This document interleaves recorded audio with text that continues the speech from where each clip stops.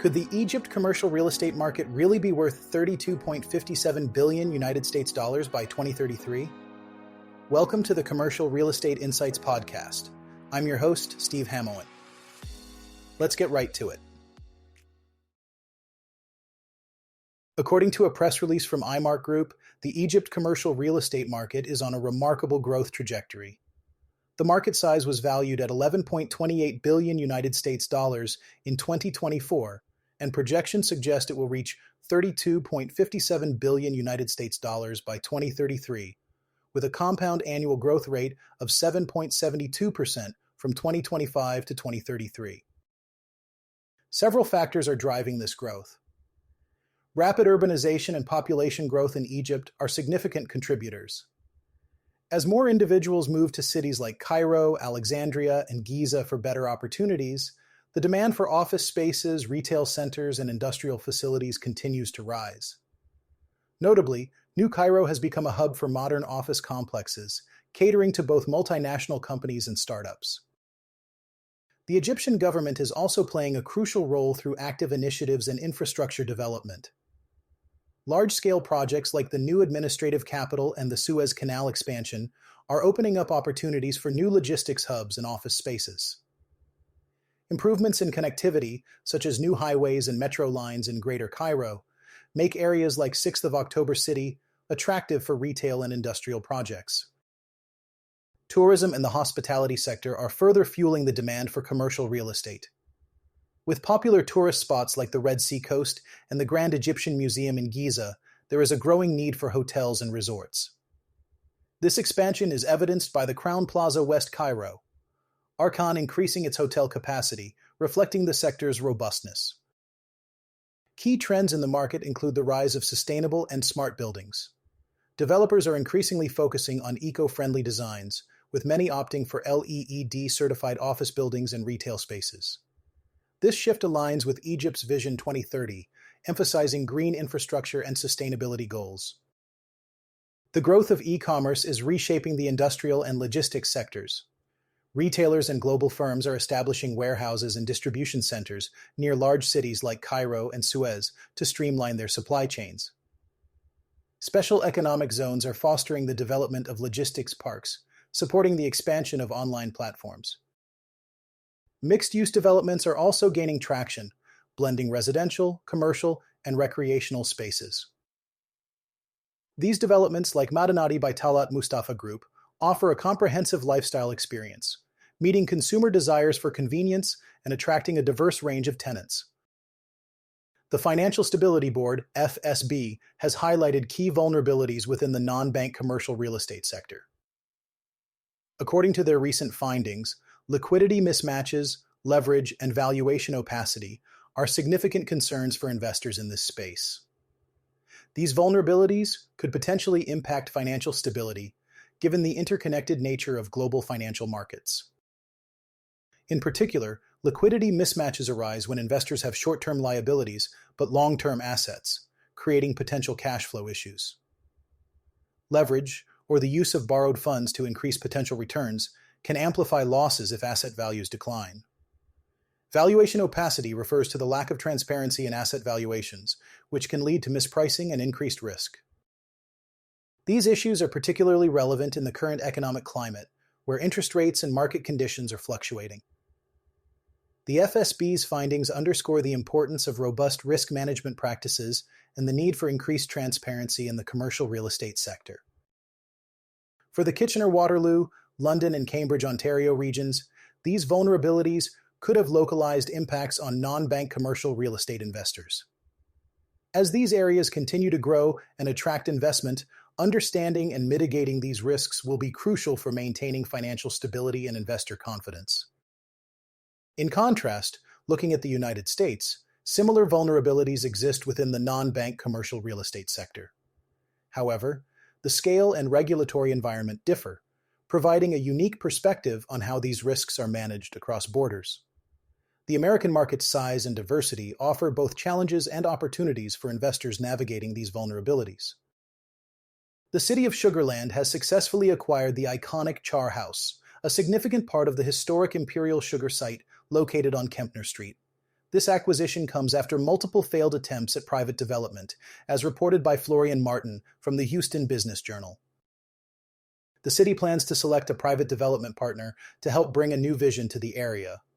Community involvement will play a crucial role in shaping the priorities for the Master Development Agreement, ensuring that the plans align with the needs and desires of local residents. This development is expected to revitalize the area and provide new opportunities for commercial real estate, particularly in the multifamily and retail sectors. The involvement of the community in the planning process highlights a growing trend in urban development where public input is increasingly valued. The Sugarland acquisition serves as a reminder of the challenges and opportunities present in redeveloping historic sites. While the failures of past private development attempts underscore the complexities involved, the city's proactive approach demonstrates the potential for successful revitalization when public and private sectors collaborate effectively. Comparatively, in regions like Kitchener-Waterloo and Cambridge, Ontario, similar redevelopment projects are underway, often emphasizing mixed-use development to cater to diverse tenant needs. These projects illustrate the global nature of urban redevelopment challenges and the importance of community engagement in achieving sustainable growth. In the United States, the redevelopment of historic sites like the Imperial Sugar Site in Sugarland offers insights into the broader commercial real estate trends. As cities continue to grow and evolve, the balance between preserving historical significance and meeting modern demands remains a critical focus for developers. The Left Bank Apartment Tower, a 37-story building located at 300 North Canal Street in Chicago's West Loop, is up for sale. This comes as New Jersey-based PGIM Real Estate, in collaboration with brokerage firm Jones Lang LaSalle, seeks a buyer for the high-rise. The property, co-developed with Chicago-based Fifield companies and completed in 2006, consists of 451 rental units. PGIM acquired Fifield's stake in 2007, although the terms of that deal were not disclosed. This sale is part of a broader trend where Chicago area apartment building owners are capitalizing on low inventory and rising rents, which have created a favorable environment despite recent economic uncertainties and interest rate hikes. According to Integra Realty Resources, net monthly rents for top-tier apartment buildings in downtown Chicago increased by 6.25% year-over-year in the first quarter of 2025. With few new apartment buildings being constructed, properties like the Left Bank offer significant opportunities for investors who can upgrade units to increase rental income. Currently, 83% of the units have been renovated, leaving room for modernization of the remaining 17%. As we look into the retail real estate sector, recent insights from Altus Group reveal a momentary pause in the positive trajectory of global retail real estate valuations, largely due to tariff uncertainty. This trend was highlighted in a detailed analysis by Robbie Tanjung, Phil Thiele, Nicholas Legoff, and Robert Santilli, published on June 19, 2025. A common theme across the regions is that investors are favoring necessity retail as part of their defensive strategies. In the United States, landlords have seen a boost in cash flow as COVID-era leases continue to expire, with super-regional malls generating the most significant year-over-year gains in value at 5.5%. Meanwhile, Canadian retail values rose by 4.1% in the first quarter of 2025 on a year-over-year basis. The European market has shown a preference for retail warehouses, which have benefited from stronger cash flow fundamentals due to above-average improvements in market rents. Despite many challenges, including e-commerce competition, pandemic shutdowns, and rising interest rates, retail real estate has demonstrated resilience. However, Altus Group data indicates that tariff uncertainty is now affecting the near-term outlook for these valuations. Across the United States, Canada, and Europe, retail market data suggests that valuations are recovering from a cyclical trough and are on more solid footing. Still, recent U.S. trade policies and tariff announcements have introduced new uncertainties. Robbie Tanjung from Altus Group noted that there are many questions surrounding the impact of tariffs on regional economies, inflation, consumer behavior, and spending over the next 6 to 12 months. Although consumers have increased their shopping center visits to preempt tariffs, the uncertainty has affected decision-making among investors and retail tenants. According to the Michigan Consumer Sentiment Index, U.S. consumer sentiment improved to 60.5 in June, marking the first increase in 6 months. This uptick provides some optimism, but near-term uncertainties continue to pose challenges.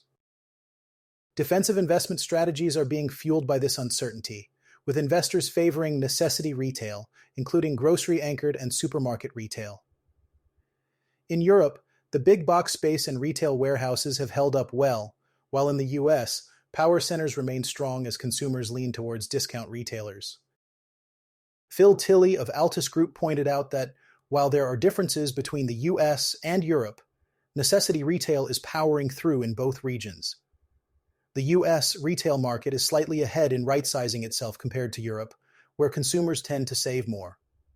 This has resulted in stronger performance in US retail compared to other property sectors. The US retail market has benefited from strong consumer spending and limited new supply, with appreciation returns turning positive in late 2024 and continuing into the first quarter of 2025. Grocery-anchored retail has shown resilience, with large super-regional malls outperforming smaller regional malls, facing property-specific challenges. In Canada, retail has performed better than other asset classes over the last year. Although retail values are still down compared to pre-pandemic levels, the sector has seen positive momentum, driven by strong operators remaining after weaker retailers exited. Necessity-based retail, particularly food-anchored retail, remains a leader in the Canadian market. The closure of Hudson's Bay locations in Canada has brought an estimated 2% of retail space back to the market. While this poses challenges, it also opens opportunities for landlords to create value. This situation mirrors the US experience with department store closures, though Canada has less overdevelopment compared to the US. In Europe, retail recovery has been modest but steady, with retail warehouses performing well due to strong cash flow fundamentals. However, shopping centers have experienced slower gains, reflecting investor caution and muted cash flow growth. Overall, the key theme across regions is the focus on defensive segments of the retail market, with grocery-anchored and necessity retail remaining in high demand. Despite challenges such as tariff uncertainty, there are pockets of opportunity, like super-regional malls in the US and potential repositioning of empty Hudson's Bay stores in Canada. Thank you for listening to the Commercial Real Estate Insights podcast. I'm your host, Steve Hamoen. See you on the next one.